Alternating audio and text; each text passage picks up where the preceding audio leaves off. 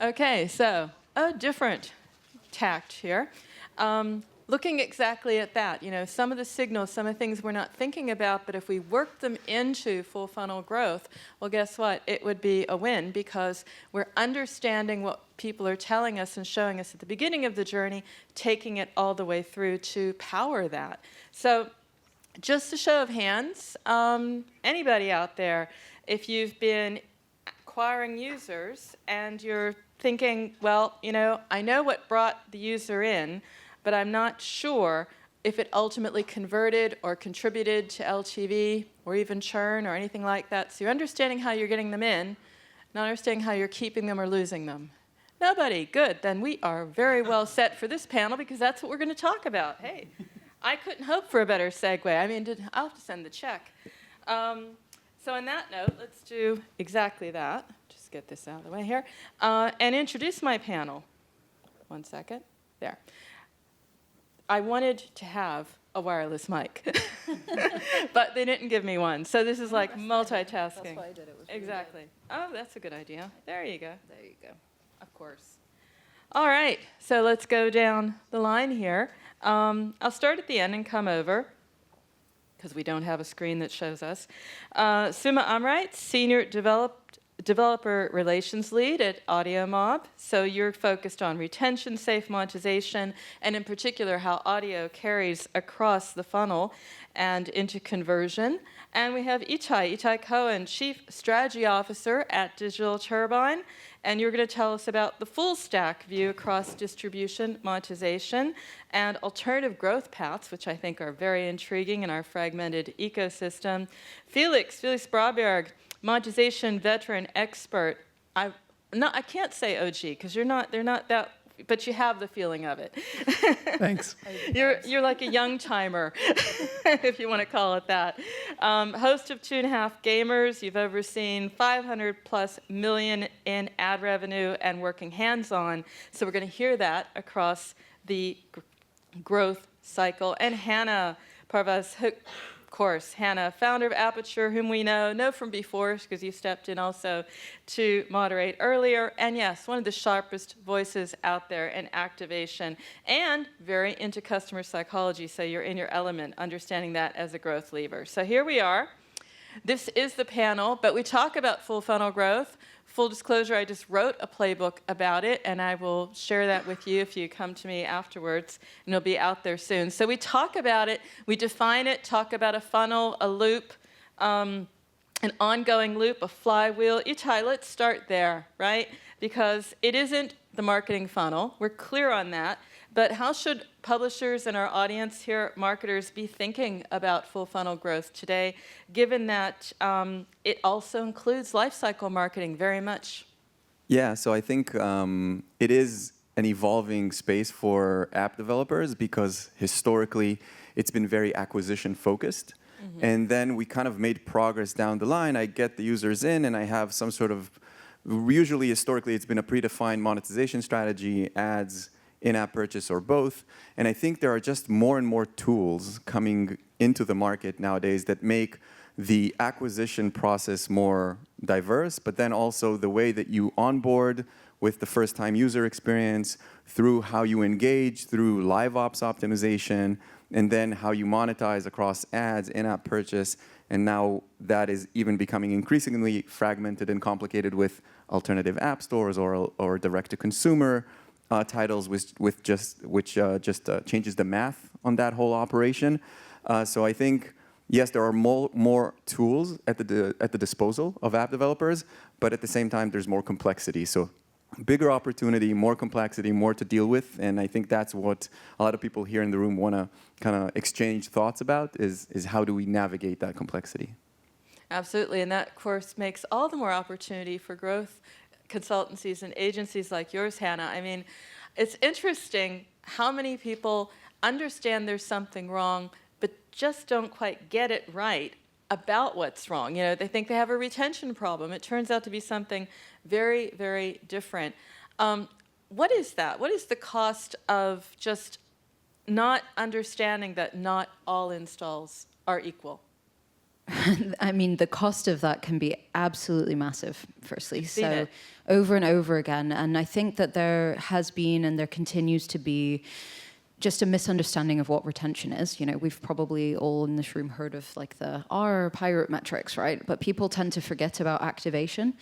And I have a lot of companies or founders or teams coming to me and saying, oh, we're really acquiring so many installs, but we're not retaining any of them. Like our retention, you know, it's just not working. And they think that they have this retention problem, you know, oh, people aren't staying, or day 90 isn't good, you know, or they're looking after 1 year.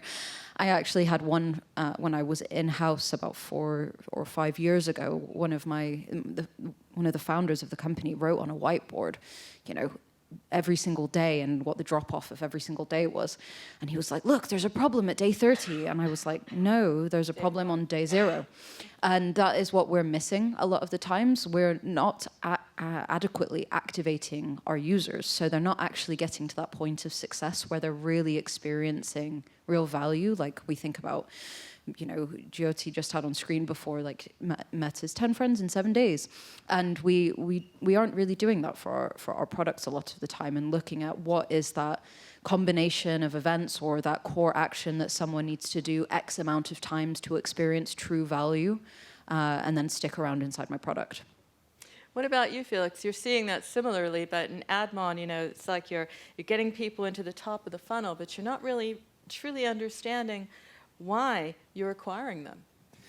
Yeah, I mean, that's probably one of the biggest insights that a lot of gaming companies realized a couple of years ago, that actually AdMon is more of a tool for segmentation, because if you group that with a user acquisition campaign type, also the value that you're acquiring these users at, that actually tells quite a lot about the users. So if you actually combine that with your in-app or in-game metrics, you actually know a lot about these users when they first enter the app, which means you, as an app developer, can actually change what you're showing to the users.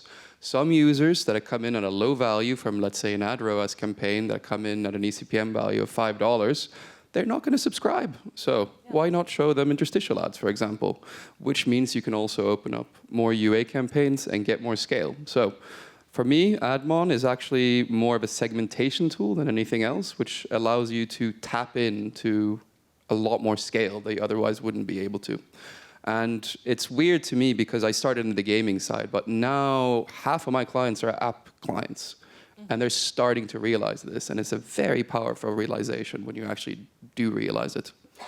Because there are signals at that. You know, I'm hearing also a lot of marketers telling me that they're going to do more to ingest those signals. You're understanding at a very, very basic level, if someone is watching an ad and then coming into your app, it's like, okay, well, they're accustomed to apps, to ads rather.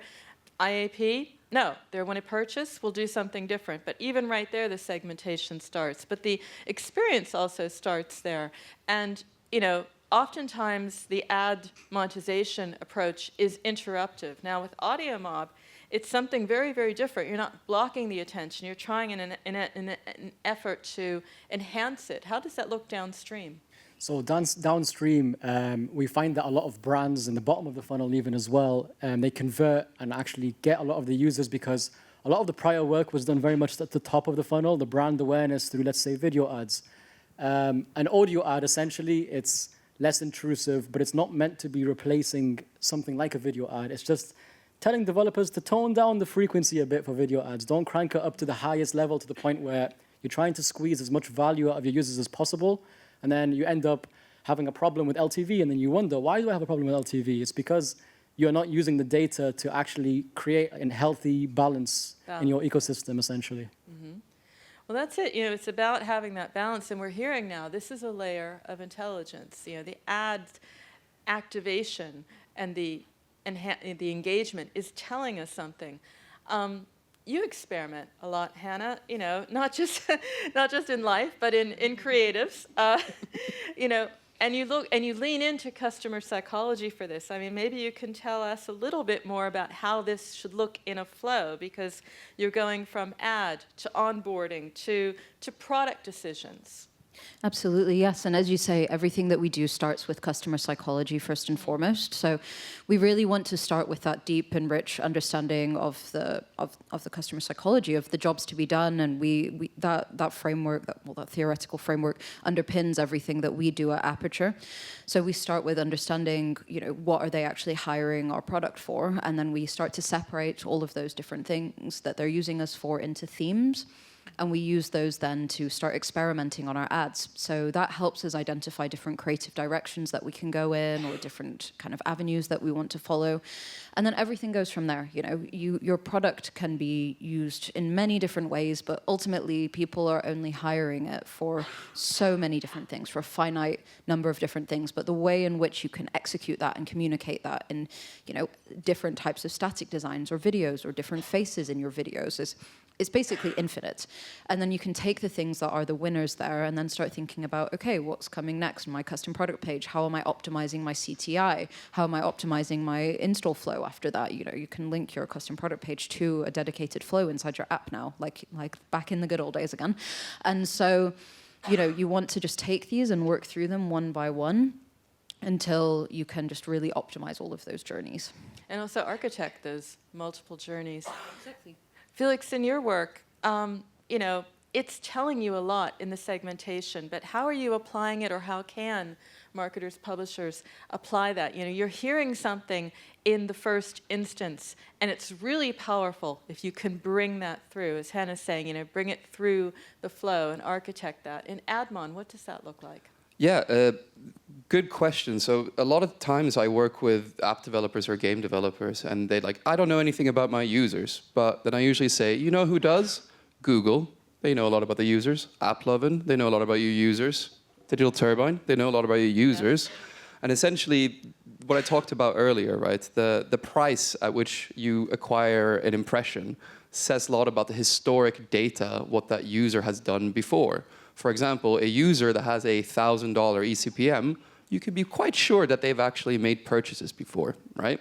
So usually what's the most efficient way of doing or working with this, if you want to use it as a segmentation tool, you bucket eCPMs on all your users and you look at the historic conversion rates, or hours to conversions in apps, or hours to subscription. And then what you do from that is essentially, this group, the $80 to $100 eCPM group, tends to convert after an average 80 hours. Mm-hmm. If they don't convert, do you want to use an offer wall to extract more economic value from these users? Do you want to show more ads or less ads? Or if they're really valuable, then you know that, flag it, and maybe you want to get them to convert them to an offer, right? But the beautiful thing with this as well, if you look at it like that, you also know roughly what price point your users actually convert at, which means you can start doing segmentation on pricing. So if you know a $50 user typically converts at a subscription rate of $4.99, then that's the first offer you should show them. Yes. Yeah. So logical, but also so complex. I mean, we spoke about, it's fascinating how many people aren't really looking at the full context of this. And now it's going to become more complex because, we talked about the distribution matters. So, in your case, Itai, it's also about context, on device, of course. Then we've got alternative environments, different app ecosystems that are evolving, that change intent as we move downstream to monetization. I mean, how does that, how does that change going downstream? So I think first and foremost, there is a unifying theme across all of it, which Felix was pointing to, which is segmentation and how you treat groups of users differently. It now then depends on what is the strategy for that individual app developer, for that business, that will inform what segmentation could mean, right? So if I have a subscription-based app, I'm going to have a completely different strategy and downstream impact of that strategy and choices that I will be making compared to a hybrid monetized app or an ads monetized app, etc. I think that what that means in terms of alternative app ecosystem is just, okay, there are now additional avenues for optimization, which basically all they do is they change the math on in-app purchase. Right, so the rev share is different, and therefore if the rev share is different, now I can start making, as a developer, I can start making different choices. That choice can start all the way upstream, which version of my app I want the user to end up in, right? And there will be scale to profitability trade-offs around that choice. but then also downstream, how can I better monetize certain users within that environment? My price point for subscriptions are going to be different because I can roll over some of the discount of getting better economics on that in-app purchase down to the user. So just as a conceptual example, if I did not scale my app in emerging markets because the purchasing power in that market doesn't allow the users to pay my original price point, if I use an alternative version of my app where I keep more money in my pocket, can I change the price point in that market and now my app can scale? Right? So that's an example of how alternative app versions can open up new opportunities for scale where the traditional model failed. But at the end of the day, the overarching theme is just another lever for segmentation and optimization, which is more complicated, but really interesting opportunities. And Felix made a really interesting observation of developers actually coming to him saying, I don't know my users, I don't have the data. There is a lot of data there, it just depends on how you think about it. And we're starting to reframe that, because if we reframe it and use that, then we can shape what full funnel growth is about, which is, you know, personalization back again, but different in that it's a different journey, but it's also a different ad journey. And I'm talking to so many marketers who are like, you know, we're going to do sort of live ops approach to ads, because the ad is an experience, and the ad experience and the app experience, they also come together. And that brings me to you, Suma, as well, because we're talking about extending LTV and fueling full funnel growth. You know, we want to make certain we're monetizing people in a way that we have an experience. So you're introducing audio. What does that change overall in the response to monetization over time? Do you have some examples or some ideas of the impact? I would definitely say for our biggest clients, our top publishers, for example, a lot of them are finding that they can generate 6 figures per month or 7 figures annually as well, just from audio ads, which about 5 years ago, they would think, well, that's impossible. But we're seeing the numbers grow because developers are starting to take us more seriously in terms of we're the product experts in this field. We've pioneered a new field and a new revenue stream, essentially, that basically did not exist.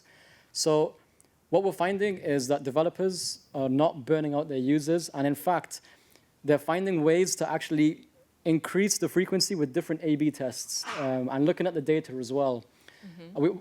Our audio ad SDK, for example, starts caching ads immediately as soon as the app initializes.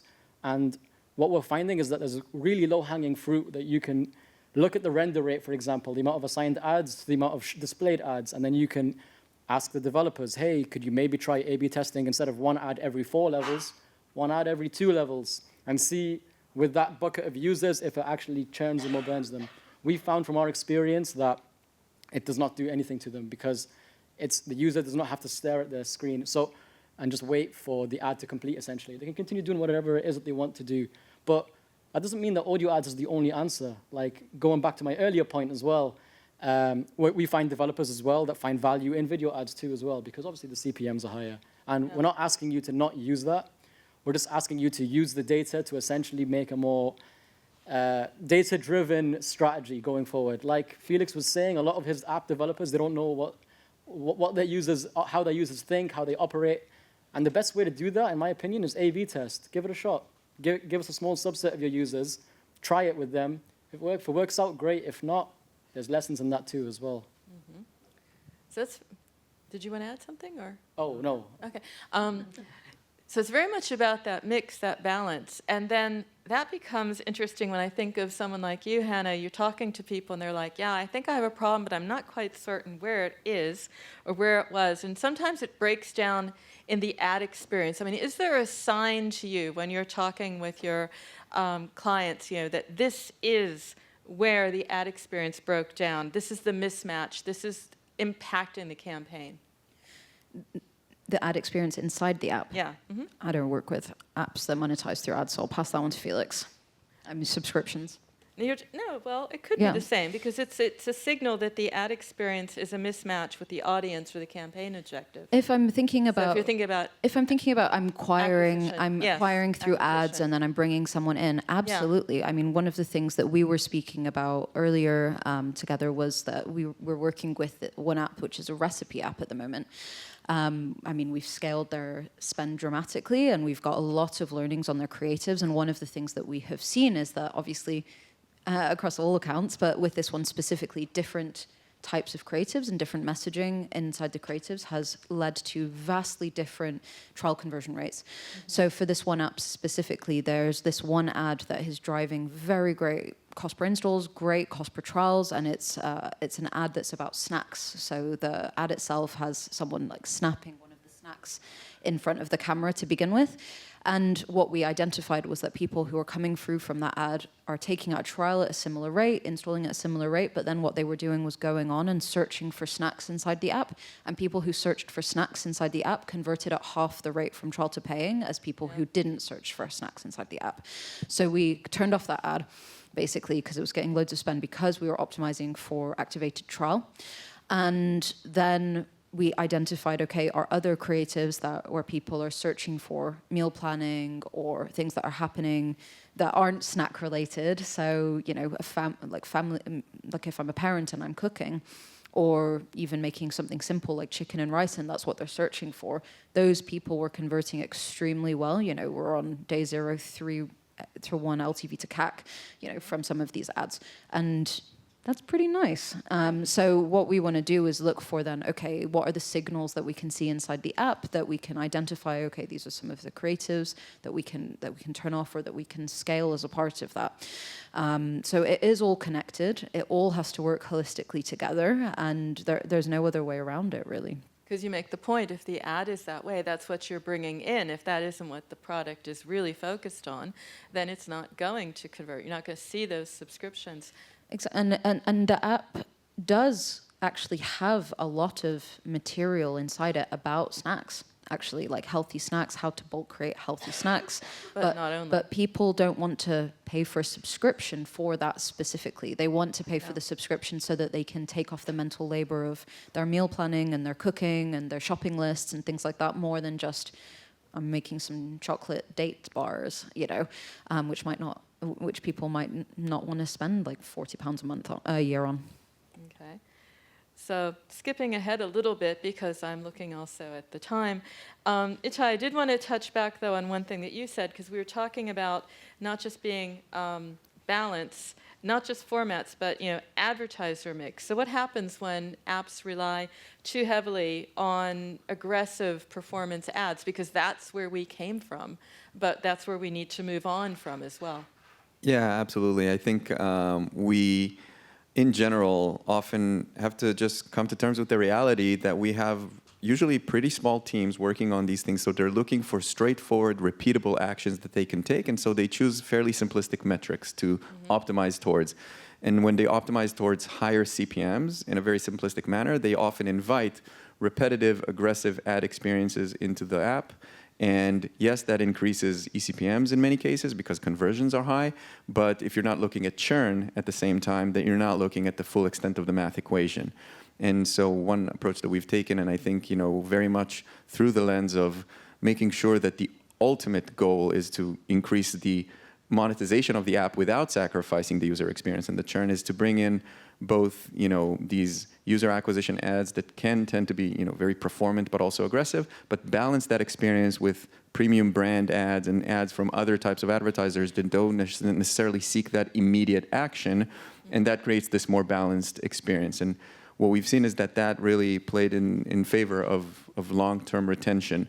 And it's always cheaper to keep the user around than to try and re-engage them, reactivate them, or acquire them on a brand new app. And also, to continue with that, you told me in prep we were talking about cross-promo ads as having a space in there as well that I found intriguing, because you're thinking performance. You're not thinking about what happens when you prioritize your own ads. So that's another element that I think is an interesting strategy for developers to explore when they have a portfolio of apps, because a lot of times operationally those are different studios or different teams within the developer's operation, but at the same time it's again much better for the developer to look at the user holistically and say, if the user is about to churn, and you can see that in the engagement level, you can see day-to-day signals giving you the indication that the user is about to stop using your first game or your first app, can I start prioritizing house ads to cross-promote them to a different app in my portfolio, and then again, look at the user retention, not through the lens of a single app, but actually from the publisher lens, from the portfolio point of view. We've worked with certain developers that have implemented that strategy very successfully. You know, hyper-casual or hybrid casual is a prime example of that, just because those are games that turn to have a pretty short shelf life, but they're also coming up with new titles all the time, and they've just taken cross-promotion as a primary retention strategy for the studio. So let's bring this home. What we're basically saying is ad signals inform you to architect the full funnel growth strategy that's right for your app, that's right for your audience. Going to ask some rapid fire questions to wrap us up, but I'll start with you, Hannah. Okay, taking a look at the whole journey, where do you see the biggest opportunity to focus first? The biggest opportunity to focus first is around your ads. Like, it's very low lift for you to get things running and getting all of your initial learnings through. But outside of ads, then, where you should be focusing on nailing is your activation. Okay. Understanding what that means for you as a business, and then really pushing that up and getting as many people as possible to activate so that you can monetize better, so that you can retain better. Okay. Felix, for you, it's about signals as well. What's the signal that tells you or should tell them that they're working on the right growth lever? Oh, that it can increase the overall LTV of a user, right? Yeah. But basically, kind of to hark on what I talked about before, is that the sooner you realize that ads is actually a direct insight into the user value, you can start actually using that, right? And the best thing to figure out about this is you can actually read this data from cached ad, so you don't even need to show the ads for it, right? So if you're on Level Play or Max, you can actually just do it and cache ad, so you don't even need to show it. Mm-hmm. All right. Quick question for you then, Itai. One decision around segmentation that teams should arrive at based on how the users arrive. I think a lot of it has to do with Hannah's point around activation, based on the type of creative and the type of channel, and which it might entail a different level of intent or a different type of hook that attracted the user. That has to immediately translate to how you activate. So I think that's the most direct and most pragmatic connection that you can make. Okay. And Suma, lastly, one monetization change or one overall change in the ad experience to extend LTV without increasing UA spend?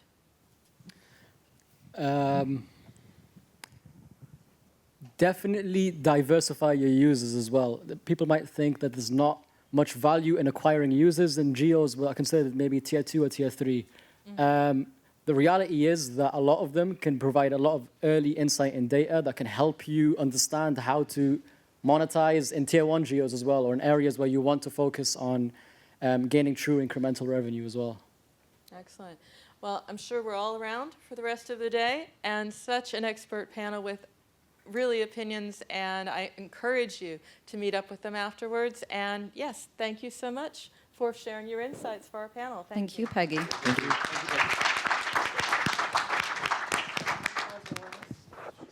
So I will switch very quickly to my other role.